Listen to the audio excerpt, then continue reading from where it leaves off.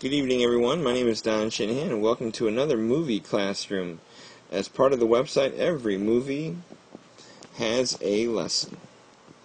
I write movie reviews with a teacher's eye in mind because, in my opinion, every movie can teach a lesson. Today, I've got an Irish film from the other side of the Atlantic Ocean. I'll tell you all about it. Making the rounds, let me kind of change some colors here for some funness here. There we go. Aha! Hopefully making the rounds in limited release nearby you is a movie called Calvary. Calvary is an Irish film. It's a drama. It's kind of a drama/thriller. It stars Brendan Gleeson, and it's directed by his director from The Guard. Let me get his name right. I don't want to screw it up. John Michael McDonough. McDonough's brother is who Brendan Gleeson did In Bruges with, so that's kind of where the connection is. They did a movie a couple years ago called The Guard. It's kind of a cheeky kind of cop movie that had Don Cheadle involved here. This movie couldn't be any more different. The first 5 minutes of this movie completely set the tone. Gleeson plays a Catholic priest in a small Irish seaside town. A man enters the confessional booth and describes to him in seedy details how he was abused by a Catholic priest as a child and how he would like to have revenge and retribution. This leaves Gleeson's character, Father James, quite speechless, and it definitely opens the movie. What increases it even more is the fact that the unseen gentleman on the other side of the confessional booth has it in his mind to kill a priest. He doesn't have any of the evil priests that kind of abused him at the time, so he has it in his mind to kill a good priest, namely Father James. He gives him a week to live and the idea that I'll see you on the beach on Sunday. The movie progresses like that from there, kind of going through the week leading up to what is going to be this very mysterious showdown. Father James thinks he knows who this guy is. We, as the audience, don't know who this person is, which leads us to kind of view everyone he kind of meets over the next course of the week with kind of that tint and lens to, ooh, what's really going on here? Could it be this guy? Could it be this person? So there's a nice little mystery here. There's definitely a small town dynamic of everybody knows everybody, which again leads to the suspicion that Father James knows who this person is and what can be done about it. Doesn't know if this guy can be saved, and at the same time there's this very good energy of the movie that builds to what is your ending. The week that you see kind of taking place gives a nice character study in terms of not just this small town, but also Gleeson's lead character. This is a very good, thought-provoking, interesting little thriller, little mystery. I can't call it a thriller because it takes its dear sweet time, but it's under 2 hours and a good, well-edited, well-made, very taut movie. I give this thing a 4 out of 5. It's a pretty good little movie. For those of you who look at Teenage Mutant Ninja Turtles, Into the Storm, Step Up, and whatever other junk's coming out this bad summer weekend and go, gosh, there's nothing meaty and worth watching. If you can find Calvary, I highly recommend it. Let's get to the lessons. Lesson number 1 is, and I have 4 for you. Lesson number 1 is questioning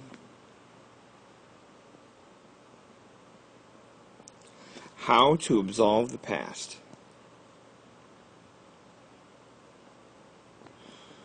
With a priest involved here, there's definitely religious overtones to where this movie's going. Yeah, lots of discussion about forgiveness, about sins, about right and wrong, the extent by which things can go one way or the other.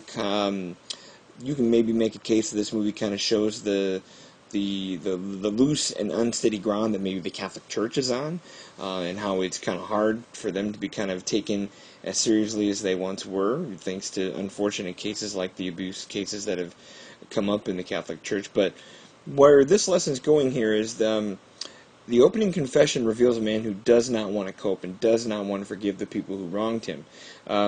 His desires are stronger and darker than that. So when he comes to the confession, when people come to confession, most people are seeking the beginnings of forgiveness, and those who want it tend to get it, but this guy doesn't. So it's that, what do you do? How do you kind of get? What can you do to a past that you can't correct? I guess is where this is going for. You can't take back the things that have happened to this man, but what can you do to either kind of turn that around, make that better? Again, coping might be too much to ask, but can you at least absolve the past for yourself? I think that's where this is starting to go. Let's get to lesson 2. The second lesson is reflecting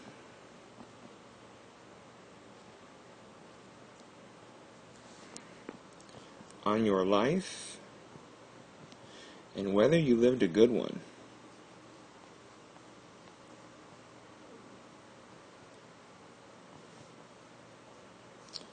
Let's see if I can get that to fit here for you. The nature of this last week to live possibility here for Father James, the whole "I'll kill you next Sunday" kind of showdown here, gives him definite pause about the entirety of his life.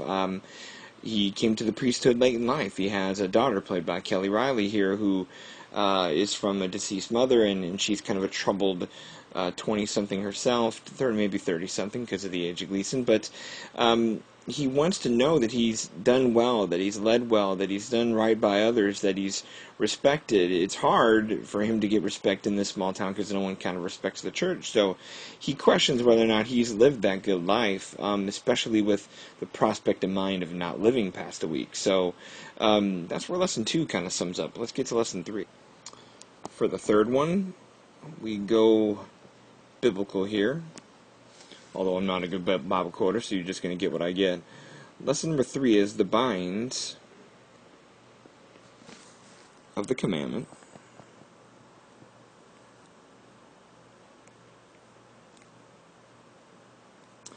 "Thou shalt not kill."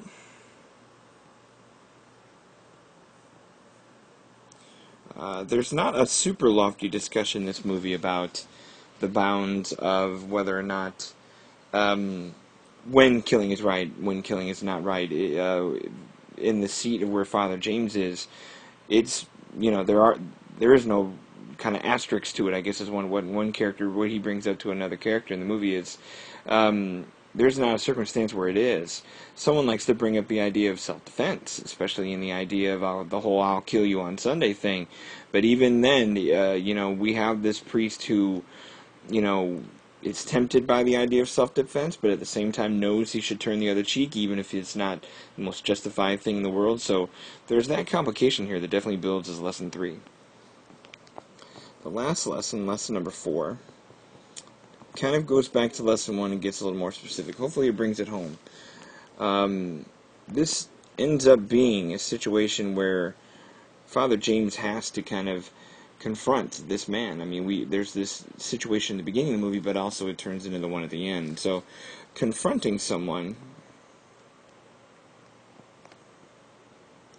who does not seek forgiveness.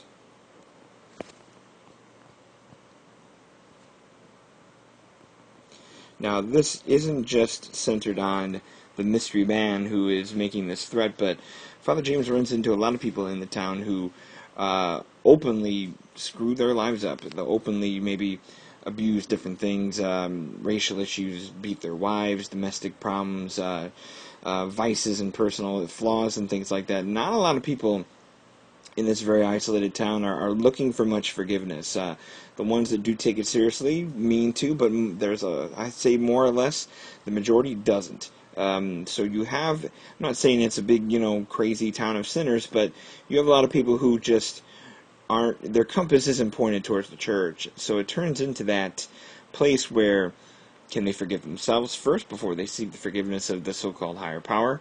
One higher priest giving advice to Father James in the movie says, "Beware the man who wants to be hated and despised."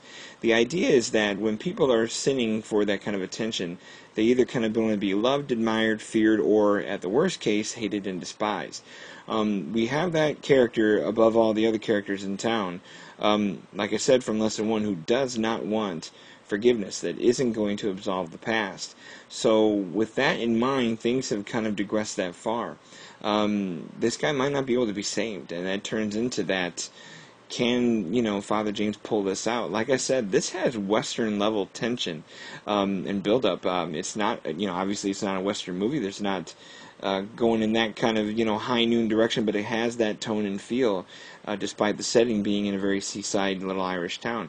Like I said, highly recommend this movie. It's a 4 out of 5 for me, a nice departure from most summer things. Like I said, if you want a good, challenging movie that resonates a little bit, go seek this film out.